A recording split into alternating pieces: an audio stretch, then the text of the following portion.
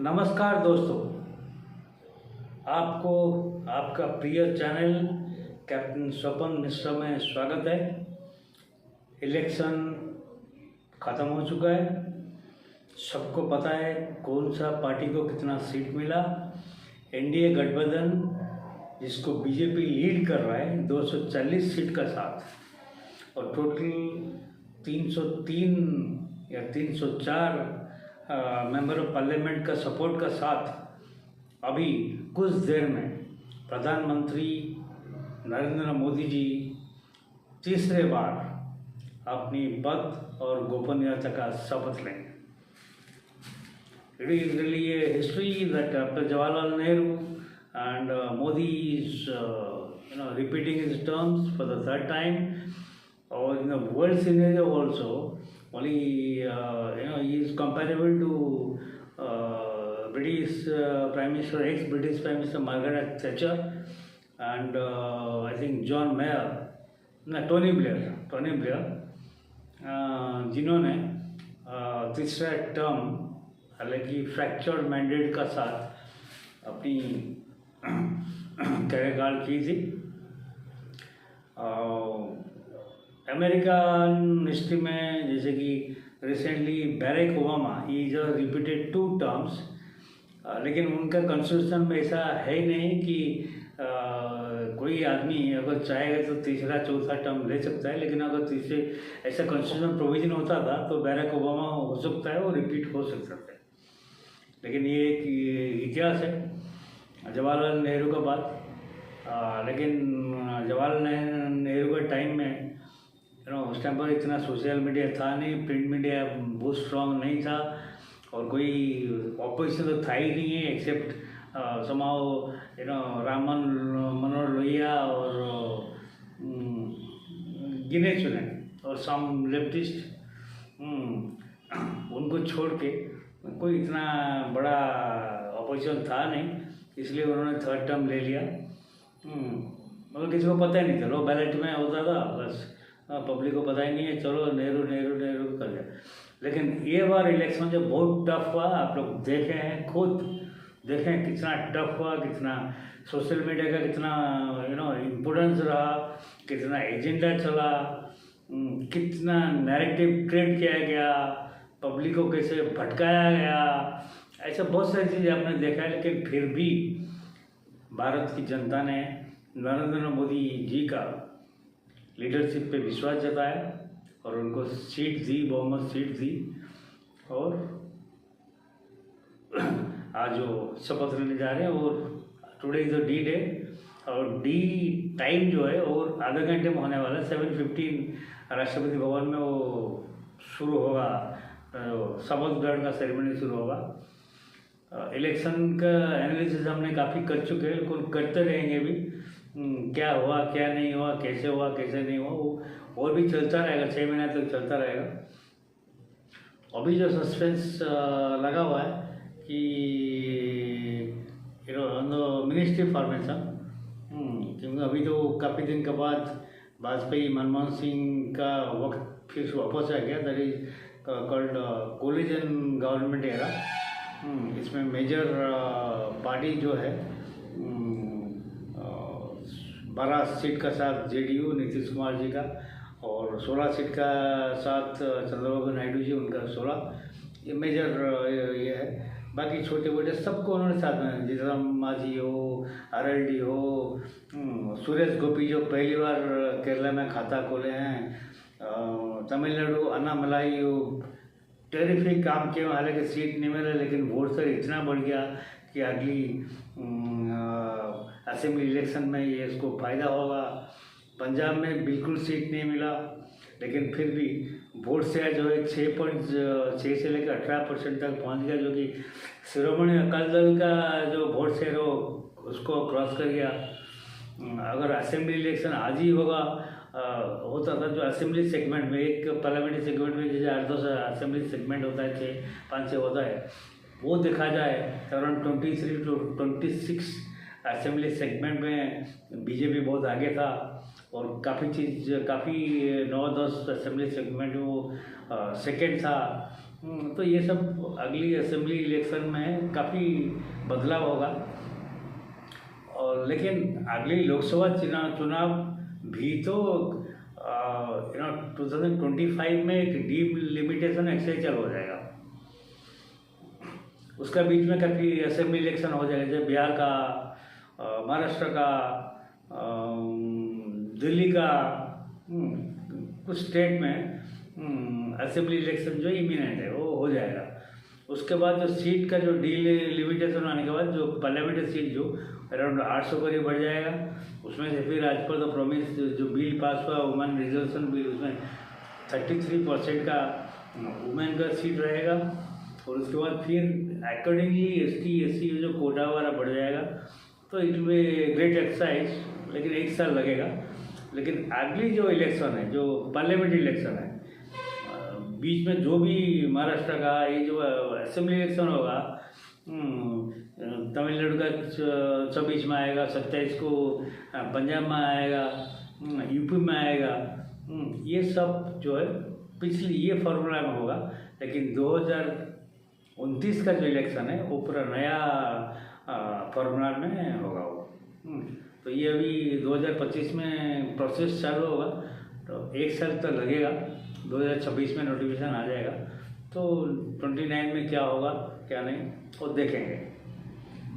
तो अभी होता है कि जैसे कि वो काफ़ी पार्टी जो सपोर्ट करे, बीजेपी का तो 240 है, और जो NDA गठबंधन मिलकर लड़े थे उनका 293 का सीट आया है।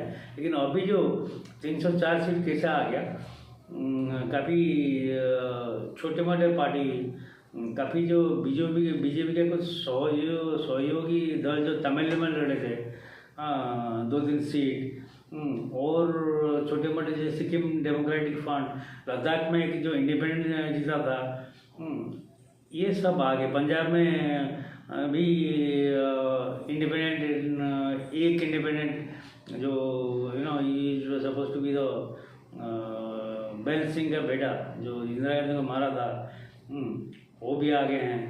तो इस तरह 304 करीब सीट उन्होंने सपोर्ट का जो लेटर उनको प्रेसिडेंट को समर्पित किया है। उसके बाद बाकी जो चीज़ है जो कि अराउंड 315-20 तक वो चला जाएगा, क्योंकि काफ़ी जो जीते नहीं है, जो एनडीए का पार्ट नहीं है, वो भी शायद आउटसाइड सपोर्ट दे देंगे। क्योंकि ये जो सत्ता जो गवर्नेंस जिसका पास है, अगर उसका साइड में ये लोग छोटा मोटा दल, एक MP 2 MP और ये रहेंगे, चाहे सरकार में रहे चाहे ना रहे, लेकिन उनका स्टेट, उनका पार्लियामेंट्री कॉन्स्टिट्यूंसी में काफ़ी फायदा होगा। तो ये इसमें इसके लिए इसको समर्थन, और कोई नैरेटिव चला कि नीतीश और चंद्रबाबू नायडू उनका ये में दया में गवर्नमेंट चलेगी, ऐसा कुछ है नहीं है। गवर्नमेंट इज स्टेबल गवर्नमेंट, 5 साल आराम से रन करेगा। और मनमोहन सिंह वाजपेयी गवर्नमेंट से ये और ज़्यादा स्टेबल है कि उनका बीजेपी के पास 240 का स्ट्रेंथ है। ये एक है। तो अभी next thing is that who are going to the minister तो आज डिक्लेयर हो जाएंगे अराउंड, आई बिलीव, मैं जो देख रहा था वेरियस चैनल न्यूज़ देख रहा था, around 60 to 65, actually total 83 minister शपथ ले सकते हैं। उनका कैबिनेट इतना हो सकता है, लेकिन they are going with 63 to 65 ministers. Ministry formation में बहुत ट्रिकी अफेयर है। सारे दल को से नेगोशिएट करना है, कितना सीट किसको देना है। दूसरी और एक चीज़ है, सारा रीजन को देखना है, मतलब एंटायर इंडिया को रिप्रेजेंटेशन देना है। फिर कुछ रिलीजन, कुछ लेडी वुमेन और कुछ कास्ट कॉम्बिनेशन, काफ़ी चीज़ देखना है। देख के फिर अगली जो असेंबली, हरियाणा, महाराष्ट्र जो मैं बता रहा था, बिहार, ये सब जो है ना, उनमें भी आगे की सोचना है। तो ये सब मिला जुला के तो ये मिनिस्ट्री का फॉर्मेशन होगा। आज सिर्फ मिनिस्टर लोग शपथ लेंगे, लेकिन किनको कौन सा मिनिस्ट्री मिलेगा ये अभी डिक्लेयर नहीं होगा। और जनरली क्या होता है ना, वो शायद मोदी जी 13 तारीख को जा रहे हैं, उससे पहले उड़ीसा का सीएम अभी तक डिक्लेयर नहीं हुआ है, और आंध्र प्रदेश से चंद्रबाबू नायडू लेंगे, 12 तारीख को शपथ लेंगे, और अरुणाचल प्रदेश लेंगे। Prime minister will be attending all the swearing in ceremonies of all BJP lead states. उसके बाद 13 तारीख को इटली चले जाएंगे, वो समिट में अटेंड करने के लिए। G20 का समिट हो रहा है, हाँ नेक्स्ट जो इंडिया में हुआ था, अभी इटली का बारी है, या G7 किसका उनको याद नहीं आ रहा है। He is going there, so after he comes back the divisions and departments will be distributed and declared। तो बाकी अराउंड 60-62 मिनिस्टर आज शपथ लेंगे। उसमें मिनिस्ट्री भर में सब जानते हैं कैबिनेट मिनिस्टर होता है, तो कैबिनेट मिनिस्टर का अंदर में एक मिनिस्टर ऑफ स्टेट रहते हैं, राज्य मंत्री जिसको कहते हैं, और कुछ मिनिस्टर ऑफ स्टेट रहते हैं लेकिन इंडिपेंडेंट चार्ज रहते हैं। उनका ऊपर कोई कैबिनेट मिनिस्टर नहीं रहता है, उस डिपार्टमेंट को इंडिपेंडेंटली हैंडल करते हैं। ऐसे 3 टायर मिनिस्ट्री डिपार्टमेंट तो 3 टायर मिनिस्ट्री, जैसे आज कुछ हो जाएगा, किसको कौन सा डिपार्टमेंट वगैरह मिलेगा ये बाद में बताया जाएगा। क्या से लग रहा है एक्चुअली, और कुछ नाम जो परमानेंट नाम है जानते हैं कि अमित शाह, राजनाथ सिंह, पीयूष गोयल, सीतारमन, जयशंकर, जी से ललन सिंह, कर्पूरी ठाकुर जो इनको भारत रत्न दिया गया था, उनका जो बेटे सम ठाकुर, कुछ मिनिस्ट्री आए हैं, और कुछ मिनिस्टर ड्रॉप हुए हैं क्योंकि 13 तो सेंट्रल मिनिस्टर जो है इस इलेक्शन में हार गए थे, जैसे कि संजीत बलियान हो, अजय मिश्रा टेनी हो, स्मृति ईरानी हो, मेनका गांधी जी हो, काफ़ी मिनिस्टर हार गए थे। जो हार गए तो उनको भी मिनिस्ट्री में स्थान नहीं देंगे, बाद में देखेंगे कैसे राज्यसभा में। अगर कोई बेस्ट अच्छे परफॉर्मेंस किए मिनिस्टर्स और हार गए हैं, फिर भी उनको राज्यसभा का रूट में लेके उनको बाद में एकोमोडेट किया जाएगा। तो अभी नाम ऑलमोस्ट सेटल है, कौन कौन मिनिस्ट्री में ओथ ले रहे हैं। उड़ीसा से भी धर्मेंद्र प्रधान जी ले रहे हैं, अपराजिता षडंगी जी ले रहे हैं, और अश्विनी वैष्णव, वो तो मोदी जी का एस्पैन है, मतलब तिक्का है जिसको कहते हैं, कार्ड का, प्लेइंग कार्ड का टिक्का, वो ले रहे हैं। देखते हैं कौन कौन वो ये लेंगे। बजेंद्र पांडा, उनको भी मिनिस्टर मिल रहा है, सुनने में आ रहा है। ये तो कयास है, लेकिन आज जो मिनिस्ट्री एस्पिरेंट है जिनको पीएमओ से फ़ोन गया था, सबको प्राइम मिनिस्टर अपनी रेजिडेंस में बुलाए थे, और चाय वाय पिए, कुछ भाषण वाज भी दिए कि अगली 100 दिन में क्या करना है, 5 साल में उनका क्या विजन है, ये सब किए हैं। मतलब एक रोड मैप के लिए थोड़ा सा आइडिया दिए हैं। और इससे पहले आपने देखा होगा फोटो वायरल हो रहा है, वीडियो वायरल हो रहा है, और राजघाट में गए, महात्मा गांधी जी का समाधि स्थल में पुष्पार्पण किए हैं, और he paid his tribute and respect to the father of the nation and get ready to these things। यहाँ पर मैं अपनी वीडियो कंक्लूड करता हूँ। कल कोशिश करूँगा, कल या परसों कोशिश करूँगा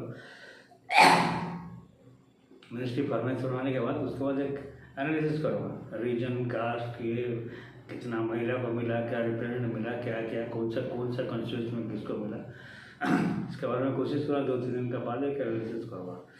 अभी आप टीवी ऑन कीजिए, अपनी मोबाइल को कोई चैनल में ऑन कीजिए, और थोड़ी देर के बाद प्रधानमंत्री नरेंद्र मोदी जी का स्वेरिंग इन सेरेमनी का मजा लीजिए। और ये स्वेरिंग इन सेरेमनी में उन्होंने बहुत सारी स्पेशली 7 नेशन की जो हेड्स उनको इन्वाइट किया था, सब लोग आ चुके हैं। बांग्लादेश हो, नेपाल हो, भूटान हो, सिस्टर्स हो, मॉरिशस हो, श्रीलंका हो, जो भी है उनको इन्वाइट किए, वो आ चुके हैं। बाकी जितना राष्ट्रदूत है, जो high commissioner and ambassador foreign countries, उनको भी बुलाया गया है, और काफ़ी VIP डिग्निटरीज वगैरह बुलाए गए हैं। और इसलिए अभी हम बंद करते हैं, आधे घंटे की बात है, and enjoy and see the swearing in grand ceremony. धन्यवाद, नमस्कार, जय हिंद।